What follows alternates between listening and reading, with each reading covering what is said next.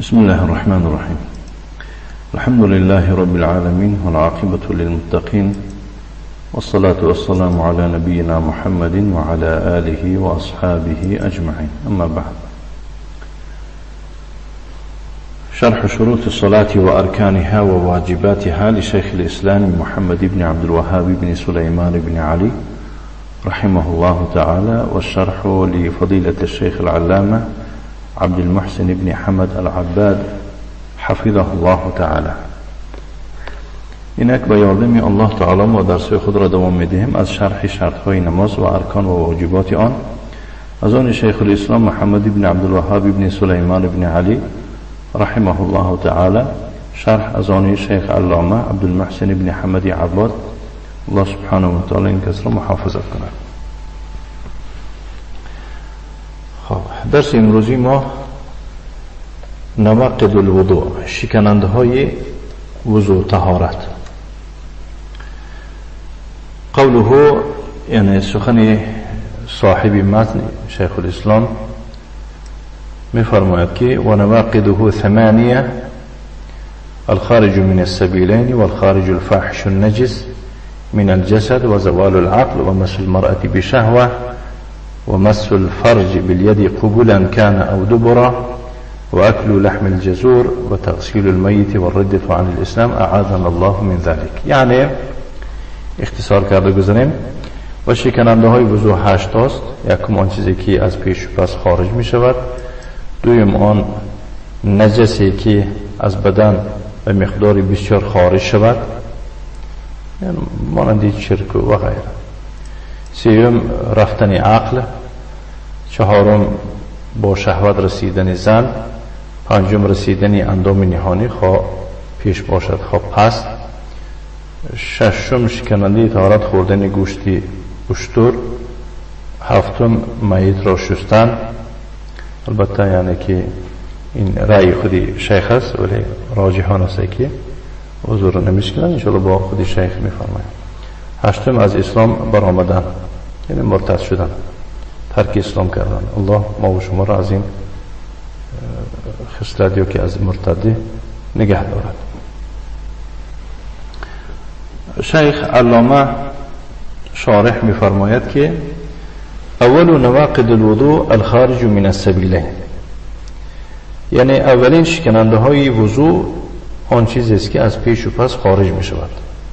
و هو كل خارج منهما من غائط او بول او ريح او دم او مني او مذي او غیر ذلك، یعنی هر چیزی که از پیش از اندام نهانی پیش خارج می شود یا که از پس خارج می شود طهارت می شکند.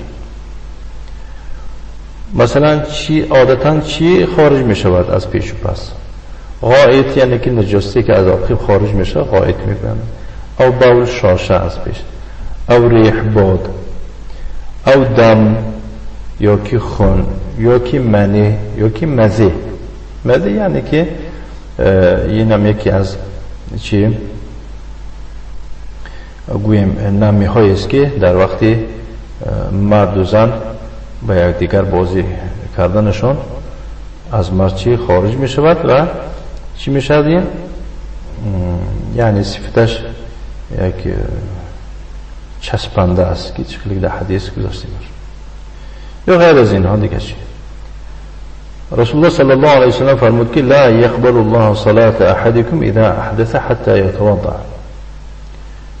یعنی الله نماز یگان کسی از شما را قبول نمی کند وقتی که احدثه، همون کسی از شما چیکار کرده باشد طهارتش شکستگی باشد، وضوءش شکستگی باشد، حتی یتوضا تا از سر اینا طهارت نکند. اخرجه البخاری، حدیث بخاری باید میکند، و مسلم عن ابي هريره رضي الله عنه از ابو هريره. و ثانی الخارج الفاحش النجس من الجسد، یعنی هر چیزی که یا که هر نجاستی که از حد زیاد از جسد خارج شود.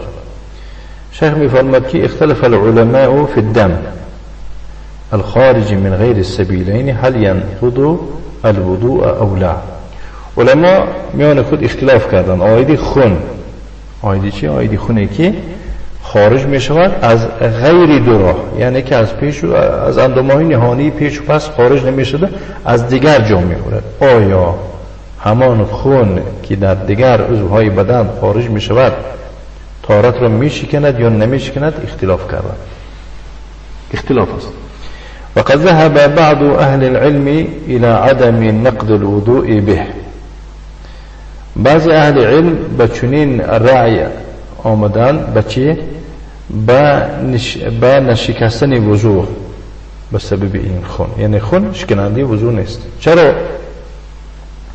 لأنه لم يثبت في ذلك شيء عن رسول الله صلی الله علیه و آله و سلم. چون که از رسول الله صلی الله علیه و سلم آیدی خون با شکننده وضو باشد یگان چیز ثابت شدگی نیست، یگان دلیل آمدگی نیست. و ذهب بعض اهل العلم الى حصول النقض بما كان كثيرا فاحشا منه. خب بعض اهل علم باچه حصول النقض بما كان، اگر یعنی که بسیار باشد، فاحشا از حد زیاد باشد، چی طهارت میشکند گفتن. وقد جاء ذلك عن بعض الصحابة والتابعين. این روایت از بعضی صحابه ها و تابعین ها آمده است. و هو الذي اختاره الشيخ رحمه الله هنا. این همان اختیار شیخ الاسلام است در اینجا، یعنی همینه به اعتبار گرفته، گفته است که چی؟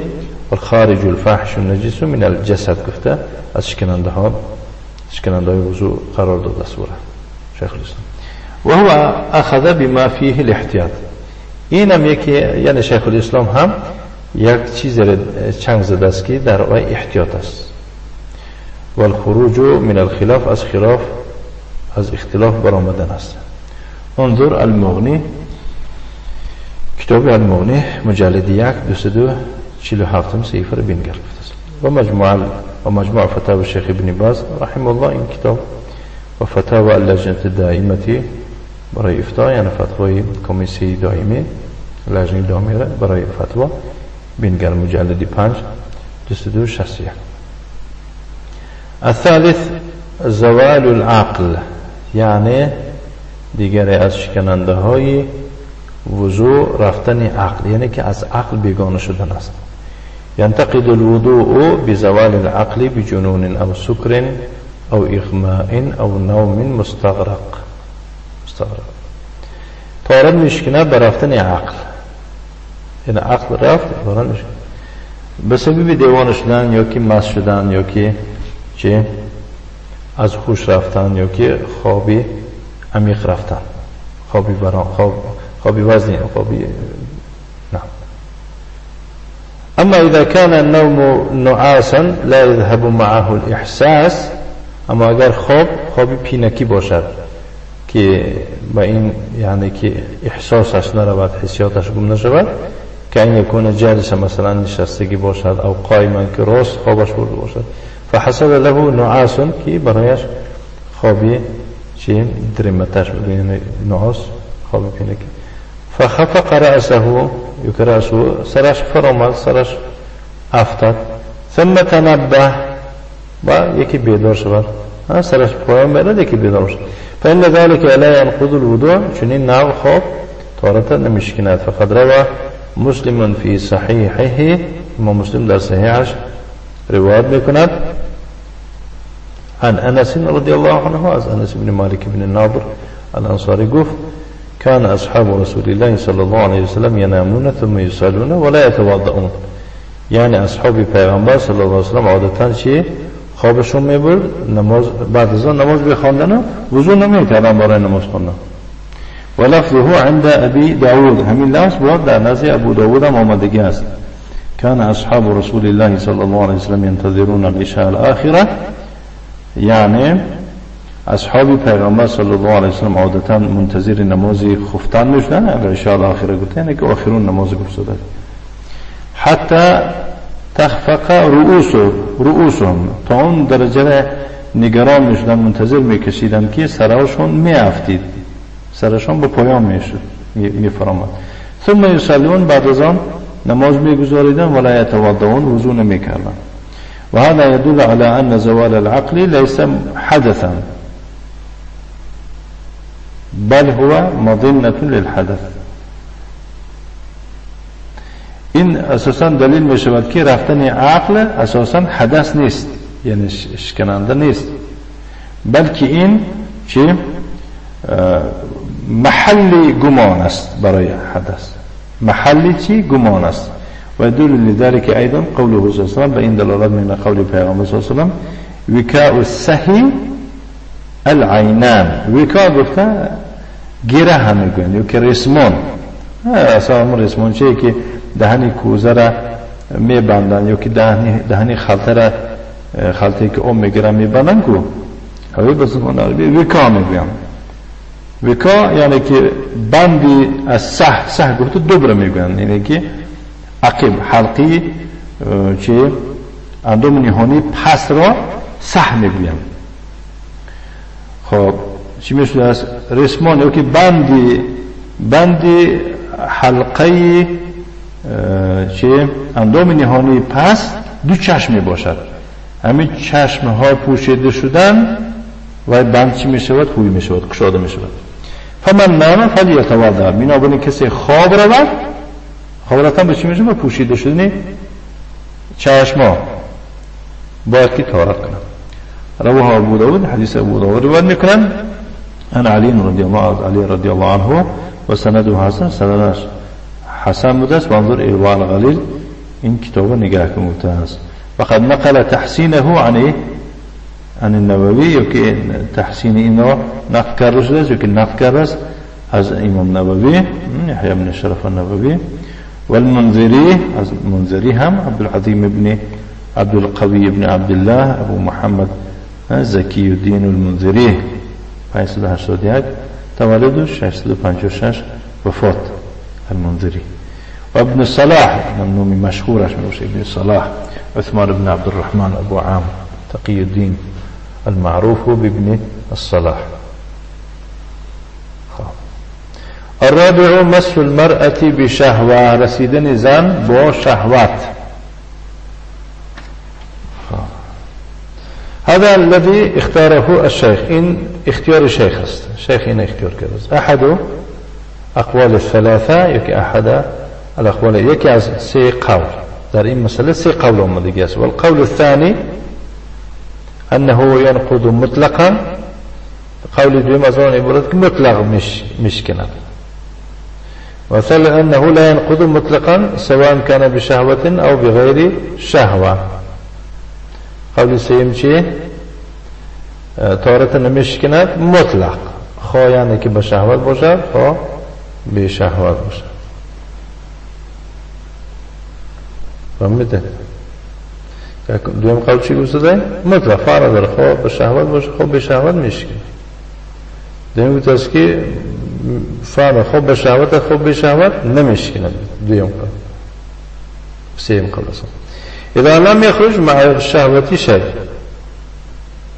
بشرطی که با شهوت، وقتی با شهوت کشی یک اون چیز نبراید. و هذا القول اصح الاقوال، از همه صحیح ترین قولها همین است. برای چی؟ لعدم ثبوت ما يدل على النقد به، برای خاطری ثابت نشدن یگان چیزی که با حدیث ثابت نشده است دلالت به شکستن کند به سبب این عمل. وانظر فتاوى الشيخ ابن باز رحمه الله تعالى، و این مسئله فتواهای شیخ ابن باز را چکار کنن؟ نگاه کنن. الله سبحانه و تعالی رحمتش کنن. نکتفی بس اسمه مقدار. وصلى الله وسلم على نبينا محمد وعلى آله وأصحابه وسلم تسليما مزيدا، والحمد لله رب العالمين.